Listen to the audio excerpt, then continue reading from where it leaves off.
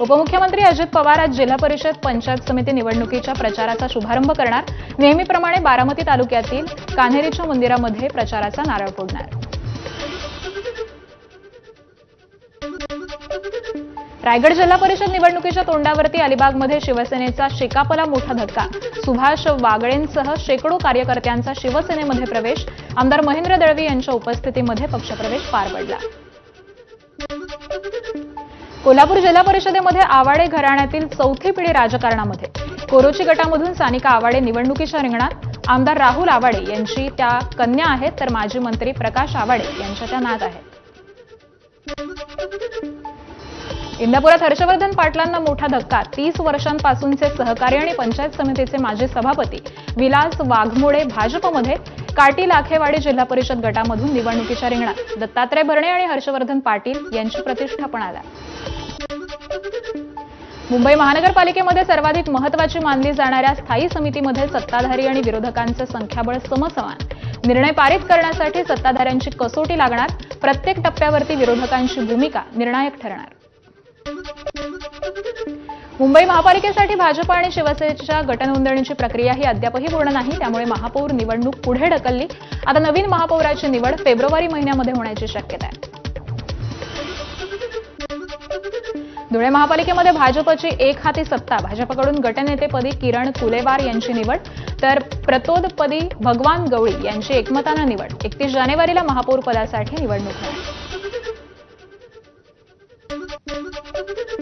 पिंपरी चिंचवड महानगरपालिकेची पहिली सर्वसाधारण सभा 6 फेब्रुवारीला पार पडणार। सभेमध्ये नव्या महापौरांची निवड केली जाणार। महापौराच्या या शर्यतीमध्ये अनेक दिग्गजांची नावं चर्चेत आहेत। अमरावती महानगरपालिकेच्या महापौर आणि उपमहापौर पदाच्या निवडीचा मुहूर्त अखेर ठरला। 30 जानेवारीला अमरावतीला नवा महापौर मिळणार। विभागीय आयुक्तांच्या आदेशानुसार पालिकेच्या विशेष सभेचं आयोजन। पुणे पालिकेच्या मतमोजणीवेळी केंद्रावरती गोंधळ घालणं राष्ट्रवादीचे रुपाली ठोंबरे पाटील यांना भोवलं। निवडणूक अधिकाऱ्यांच्या तक्रारीनंतर सरकारी कामामध्ये अडथळा आणल्याप्रकरणी गुन्हा दाखल। लाडकी बहीण योजनेसाठी हेल्पलाईन नंबर जारी। 181 महिला हेल्पलाईन नंबरवरती मदत उपलब्ध। योजनेशी संबंधित तक्रारींचं शंकांचं कॉलवरती निवारण होणार। मंत्री अदिती तटकरे यांनी पोस्ट करून माहिती दिली आहे। म्हाडाच्या मुंबईमधील व्यावसायिक गाळ्यांच्या लिलावाला मुदतवाढ। 84 अनिवासी गाळ्यांच्या विक्रीसाठी आयोजित ई लिलावाकरता ऑनलाईन नोंदणी आणि अर्ज भरणी प्रक्रियेकरता 2 फेब्रुवारीपर्यंत मुदतवाढ।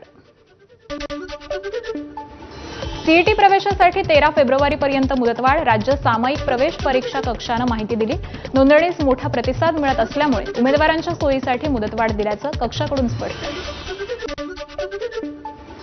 डोंबिवली स्टेशन बाहेर शोरमा विकणाऱ्या मराठी फेरीवाल्या तरुणीवरती कारवाई। मनसे नेते अविनाश जाधव आक्रमक। केवळ मराठी तरुणीवरच कारवाई केली जात असल्यानं मनसेकडून तरुणीला पाठिंबा, तर इतर स्टॉलवरती कारवाई केली जात नसल्याचा आरोप।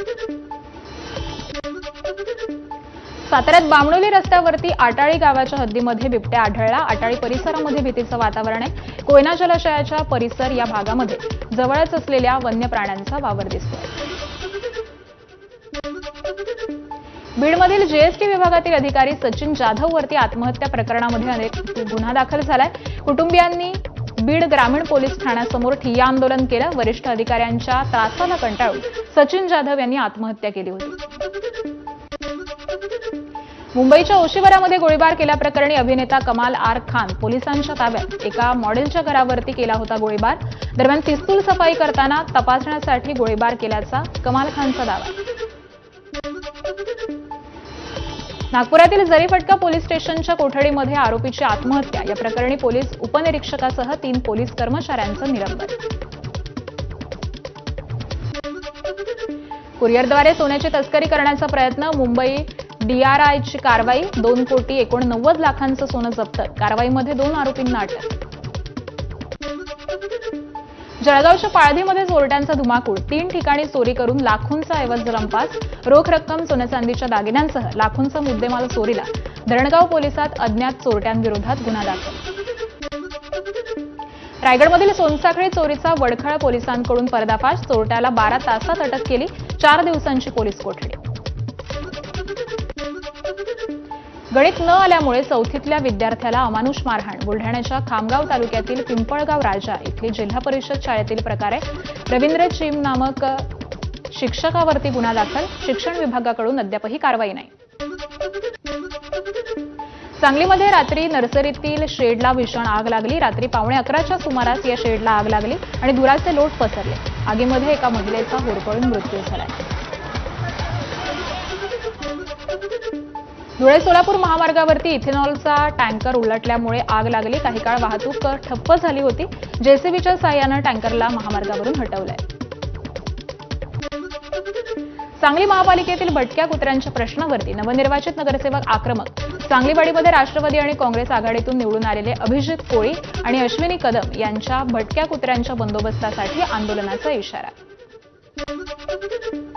अहिल्यानगर शहराजवळील बिबट्या वनविभागाच्या पिंजऱ्यामध्ये जेरबंद. शहरातील बोरुडे मळा इथं उसाच्या शेतामध्ये एक मादी बिबट्या आणि पिल्ला असल्याची नागरिकांनी माहिती दिली होती.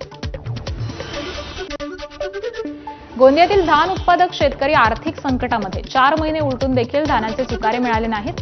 लवकरात लवकर धान पिकाचे सुकारे देण्याची शेतकऱ्यांची मागणी आहे. सांगलीत आजपासून महाराष्ट्राच्या 59व्या वार्षिक निरंकार संत समागमाचं आयोजन. लाखो भाविकांच्या उपस्थितीमध्ये 350 एकरांच्या विशाल मैदानावरती महोत्सव रंगणार. 27 जानेवारीला सामुदायिक विवाह सोहळ्यानं महोत्सवाचा शेवट होणार. 3 दिवसांच्या सलग सुट्ट्यांमुळे पर्यटक कोकणाच्या दिशेने. त्यामुळे मुंबई गोवा महामार्गावरती मोठी वाहतूक कोंडी. माणगाव इंदापूर शहराजवळ वाहनांच्या रांगा. मध्य रेल्वेवरती उद्या मेगा ब्लॉक घेण्यात येणार. मध्य रेल्वेच्या माटुंगा ते मुलुंड आणि छत्रपती शिवाजी महाराज टर्मिनस ते चुनाभट्टी दरम्यान हा ब्लॉक घेण्यात येणार. पश्चिम रेल्वे मार्गावरती उद्या मेगा ब्लॉक घेण्यात येणार. अंधेरी गोरेगाव आणि माहीम ते अंधेरी मार्गावरती मेगा ब्लॉक. सकाळी 11 ते दुपारी 4 पर्यंत मेगा ब्लॉक असेल. हार्बर रेल्वे मार्गावरती देखील उद्या मेगा ब्लॉक घेण्यात येणार. सीएसएमटी ते चुनाभट्टी आणि वांद्रे अप आणि डाऊन मार्गावरती मेगा ब्लॉक. सकाळी 11:40 ते दुपारी 4:40 पर्यंत हा मेगा ब्लॉक घेण्यात येणार. सीएसएमटी पनवेल, वांद्रे गोरेगाव या मार्गावरील फेऱ्या रद्द करण्यात येणार. आजपासून नर्सिंग, मानसोपचार त्याबरोबरच सार्वजनिक आरोग्य परिचारिका अभ्यासक्रमासाठी सीईटी नोंदणी प्रक्रिया सुरू. 24 फेब्रुवारीपर्यंत ऑनलाईन पद्धतीनं अर्ज करता येणार. 5 ते 7 मे दरम्यान परीक्षा होणार आहे. तेलंगणा जागृतीच्या संस्थापक के कविता यांचं पंतप्रधान मोदींना पत्र. नेताजी सुभाषचंद्र बोस यांच्या समर्थनार्थ अंदमान आणि निकोबार बेटांचं नाव बदलून आझाद हिंद ठेवावं अशी मागणी केली आहे.